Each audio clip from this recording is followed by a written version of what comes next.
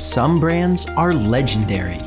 In every category, someone sets the standard, and some of them even have raving fans. Join Scott Wozniak and Jack Fussell, the CEO and CMO of Swaz Consulting, on a journey of discovery. How did the legends do it? And how can you become a legendary brand too? All right, Jack. So in our last episode, we were riffing on operational excellence, how, dang it, you got to do the difficult, intense fundamentals and build trust, right? The question they're asking is, can I trust you? Now what, right?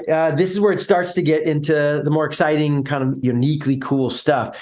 The next gear in the engine is personalized service. Personalized service. So if you're thinking visually, we got this fuel pouring in, that's our customer insight. Then you have this really big, thick gear, this big, heavy thing called operational excellence. And then personalized service is this little gear. I mean, 1/10th the size, 1/20th the size, this little bitty gear that connects on top of the big beast of operational excellence and spins on it. See, I've seen a lot of brands who are compensating for bad operations with all this crazy personalized service teams, trying to do all this personal touches and reach out and trying to recover on like the fact that they just continually make people frustrated. If you get trust and get smooth and excellence, it doesn't have to be quite so chaotic, and you actually get to do some really cool things. Yeah, that's true. We talked a lot about McDonald's in that last one about operational excellence and the ice cream machine. If a guy comes out in a tuxedo and, he smells like roses and he's like, sorry, the ice cream, he has a beautiful British accent. Yes, that's personalized service to tell you the machine is broken, but the machine's still broken. Like even if, Prince Charles himself is coming out and telling you, or King Charles now, I agree with you. I think so many companies jump the customer insights. They skip that.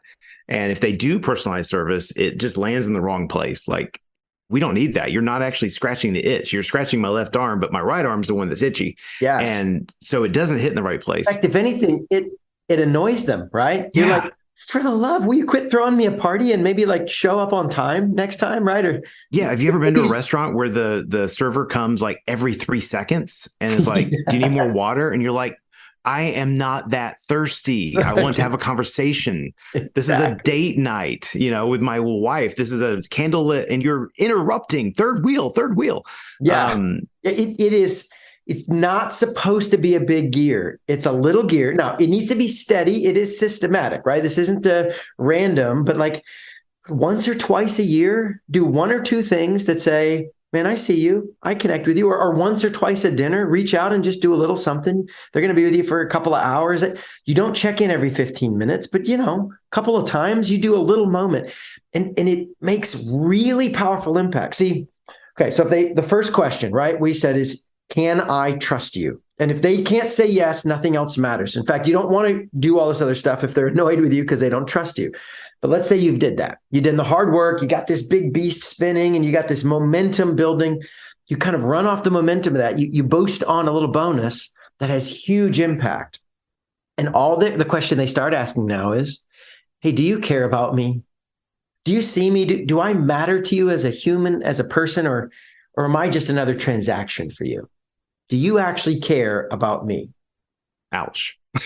It's a hard question, Yeah. Well, listen, okay. So I will say occasionally we've talked to clients with this and they push back. They're like, dude, I do not have time or energy to be best friends with all my customers. Like, this is not what I'm signed up for. Right.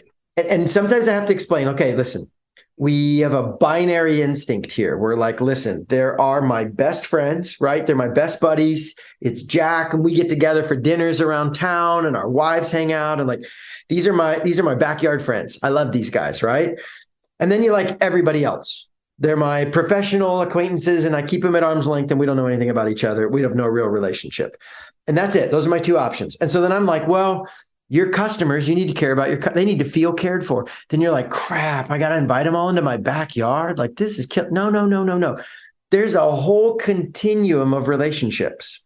There's all these middle options of like, we're not best friends, but I know your name.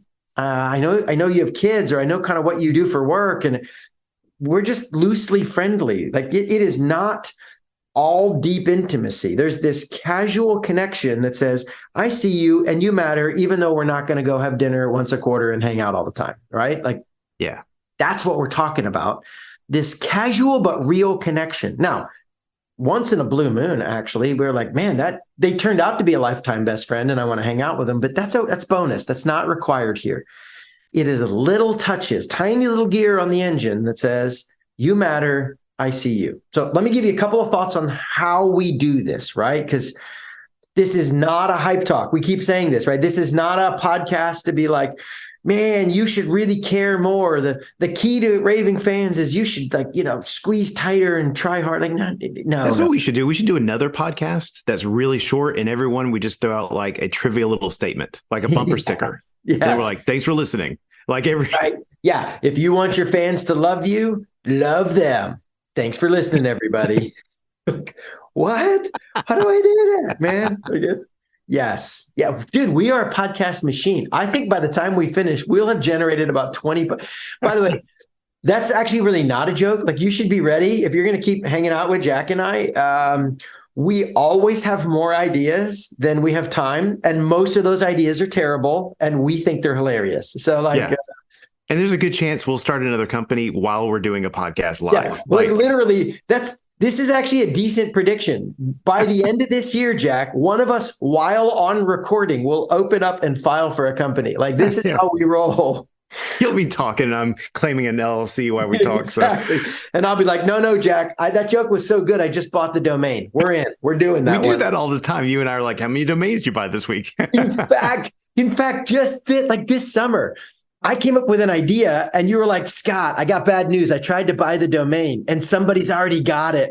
And this broker wants to sell it. And I was like, Jack, I got good news. It was me. I already bought it. I was about to use your credit card to buy your domain from you. Try to buy my domain from me. Yes. Yes. Like using my company card. Yeah, that was awesome. Got a good deal, Scott. Exactly. You're like, well, that's perfect. I just made money. I just sold this to some sucker, right? Some idiot wants to buy my site. That's so funny. Oh, that's funny. Okay, so you don't have to be crazy like us, but you do need to come up with small ways to make little touches. So if you want to do basic stuff, high touch and high tech, those are the two levers you can pull. High touch is going to be things like Ritz-Carlton, right? So in my years of studying the great brands, there's been a lot of hard work and sacrifice, Jack. People are like, you must have had an easy ride. Like, no, man, I had to stay at a lot of Ritz properties, man. I had to spend weeks at the Disney World resorts. I mean, it's been a tough life. It really is. You got to lounge everywhere. It's serious commitment to excellence. Exactly. So there have been days where I've been in like manufacturing plants in Cleveland, right? No offense, Cleveland, but those days were not as exotic. But there have been some pretty awesome days brand building where I not only stayed at the Ritz, I would like meet with their teams and go through their training programs, and they do lots of clever stuff. Like, I mean, the old saw from How to Win Friends and Influence People, we say the sweetest word in any language is to use a person's name, right? Like, yes. Yeah. Like, don't say, dear customer, say, Jack, how you doing? And to ask questions. Hey, I heard you heard you and your wife were in Italy this summer. How was that trip? Right. And then we can have a conversation versus like, I hope you're doing well. Now let me pitch a product to you. There's some personal thing that says, I see you, you matter to me. And then talk to them, ask them questions. Some of the other stuff on the high end, if you're like business to business and you've got a handful of clients for big deals, send them custom gifts. Now, my lawyer would like me to tell you, don't do that for your government clients. That's called bribery, and you get in big trouble. There are other ways to make. That's where you build a personal connection and you ask them about their family. But in business world, seriously, this is where like we did this for a client. We heard he and his wife were kind of celebrating this summer. So we got a big charcuterie set and we had this guy custom engrave some designs on it, including put their family name on it, not our company name, their name on it. Right. And then we shipped it to him and said, hey, hope your summer party is great. Here's some tools. Have a blast on us. Which is such a good idea because the last thing any of us want is swag with some other company's name on it. Thank you. Listen, they're not dumb. They know it's marketing when you put swag and your name on it, right? Yeah, no one wants that stuff. No No. one. Who needs another koozie with their plumber's name on it? Like, no one needs that. But something with their name on it. With their name on it. You see the personalized value here. Yeah. Because the question they're asking is not, do you have cool brand logo, right? The question they're asking is, do you see me? And if their name's on it, it matters. Now, some of you are like, dude, we cannot afford to send custom engravings to all our customers. Like, that'll kill us. Then maybe you need to go with a high-tech lever, right? This is where folks like Amazon are killing it. I do this all the time, and I'll ask, like, Amazon has won like best customer service in America, I think up to 7 times now. People love Amazon. And I ask around, I'm like, okay, so how many of you love Amazon? And the hands will throw up around the room, like hundreds, thousands of them. And I'm like, great. How many of you have spoken to somebody in person in Amazon? Ever been on the phone? Ever met them in person? Like, show some hands. And in a room of 1,000, about like 8 people will throw their hand up because they do have a call center and apparently they do a good job. But honestly, Jack, I couldn't tell you because I've never spoken to Amazon. And yet, that not only are they great operationally excellent, they're like, my Amazon homepage is not your Amazon homepage. Yes. And Amazon, it really is a great example. So my wife is an influencer and we work with Amazon a lot. Yes. I mean, she'll do live events on Amazon Live. If you've never seen those, they're incredible. She has anywhere from 250,000 to 600,000 people per event watching live. So we work with Amazon a lot. And I can tell you on both sides. Let me pause. Throw your wife's name in case someone wants to Google this and or how do they find that information? I know that's not the point of the podcast and you didn't ask me, but people are going to be curious now. So yeah, so it's just look up House of Valentina. Houseofvalentina.com is the portal. It takes you to everything. And I can say I'm not paid to do this, but like it's legit. My wife follows the stuff. Like it's real. So anyway. Yeah, they're not sponsoring this podcast. So that's exactly. Though, hey, maybe we should talk, Jack. Like yeah, speaking of House of Valentina, we are this week's raving fan example comes from every week it's one of our own companies. What do you know? Surprise. This week our highlight is Swaz Consulting. No, but so we work on both sides. And here's what I can tell you. We actually work with individuals on the other side. Yeah, yeah. Yesterday, randomly, they sent us a significant gift card and just said, thanks for all the work you guys do. Like, we appreciate working with you. And it was just it was a $500 gift card to Amazon. Like not dear customer. Like, no, it was like, hey, Jack, it came from an actual person. Yeah. I talked to someone from them every other week. We have conversation. Now, on the customer service side, because we order a lot of product, I totally agree with you. Like, we get on there and because every once in a while we'll have, we do a ton of purchases and returns. And every once in a while, something, doesn't get whatever. And it either doesn't arrive every once in a while. Yeah. And their chat system is so easy. You click on it. You don't have to remember the invoice number or the product number. It's like, is it one of these items? Click yes. And then some person randomly jumps on, asks you 1 or 2 questions. And usually they're like, how do you want us to fix it? Do you want another one or do you want a refund? And I'm like, I would like a refund. And they're like, okay, it'll be in your account in 7 days, period. That's it. Yeah. Amazing. And I had a buddy, this was earlier this year. It rarely happens. They're very high on operational excellence, but hey, you don't have to be perfect, guys, right? Trust doesn't require that you never, ever, ever make a mistake. As long as those mistakes aren't life-threatening, then you can afford a tiny bit as long as you handle the rest well. But it can even be automated. So one of my buddies, his package was late and it was like 48 hours late. And he didn't even go on and click. He got an email from Amazon that said, hey, it was Jeff. Hey, Jeff, I know that your package is late. We're going to find it. If it looks like it's still going to be even further delayed, do you want to cancel this? We'll do a full refund. Do you want to keep waiting or do you want to get an alternative product? Here's some options. Now, it's not that somebody at Amazon was sitting around and be like, man, I'm really worried about Jeff. Like, let me check on his package. Oh, man, it's still late. Like, let me put a little... Bezos package. Is up there at his portal somewhere like, oh, we got to write this guy. This tech system can do a ton of communication for you. And yes. So, again, in future episodes, we're going to like deep dive on various tools and talk about how we do this or that. But like AI, there's tremendous AI tools. There's automation stuff. CRMs, there's amazing stuff you can do with the CRM to allow communication for you. So yeah, whether you're like one a handful few people, like you got a big influencer like Jack's wife, and you're saying, hey, we really need to reach out and make a personal connection and let them know how much we care. Or maybe it's a crowd, it's thousands, millions of people, and you need an automated system. There are small, easy ways. You don't have to send them a gift card every month, right? Just once or twice a year, do a little something that says, I see you. You're not just a business to me.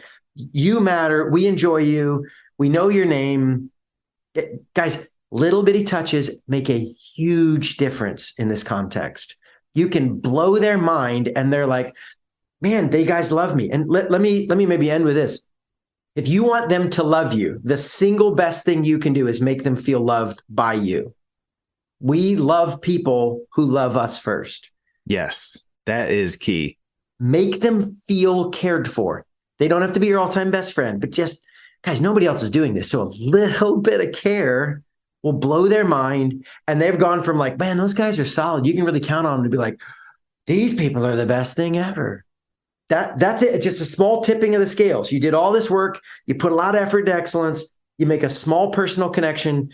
And now you have fans that love you. Yep. Now, teaser for the next episode, just because they love you doesn't mean they're going to talk about you. So that's what we're going to do next is we're going to dive into how do you get the fans that love you to tell everybody to come buy from you.